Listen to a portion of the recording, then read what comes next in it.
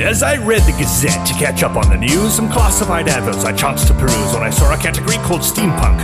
I turned to it eagerly but left in a funk, for I quite enjoy the steampunk aesthetic, but what I beheld there was rather pathetic. These intrepid online auctioneers had just taken modern objects and stuck on some gears. It's simply not cricket, it shouldn't be done, but it's clear how their thoughts had run. Just glue some gears on it and call it steampunk.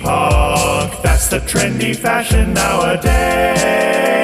A copper-painted chunk of some 1980s junk will fetch a pretty penny on eBay. But it got even worse than that, I'm afraid, and as I went on, I became more dismayed, for they often didn't modify the things they wanted me to buy. Heavens to Betsy, I'll end up on regretsy. Steampunk is more than a mere mode of dress or decoration, so it brings me some distress to see a metal cicada described with that name, or a teacup, a mood ring, a silver gilt frame. Gluing on gears at least takes effort. This is sloth of the worst sort. Just glue some gears on it and call it steampunk. That's the trendy fashion nowadays. A copper-painted chunk of some 1980s junk will fetch a pretty penny on eBay. Steampunk refers to a type of science fiction about alternate pasts, not future prediction. Often set in Victorian Britain, but the history of technology has been rewritten. So put a bit of thought into your designs. Use leather and brass, 19th century lines. Retrofuturistic is a good explanation. Blend antique reality with imagination.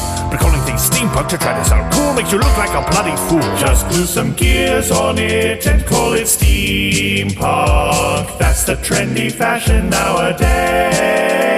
A copper-painted chunk of some 1980s junk will fetch a pretty penny on eBay. Gauges and rivets, copper tubing and glass lend a steampunk creation a real touch of class. Gears are appropriate to introduce if they look like they have a legitimate use. Although Nixie tubes are undeniably splendid, they date from long after the age of steam ended. Pity really, I just love Nixie tubes. Anyway, I hope you've comprehended.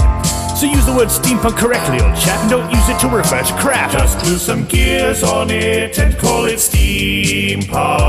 That's the trendy fashion nowadays. A copper-painted chunk of some 1980s junk will fetch a pretty penny on eBay.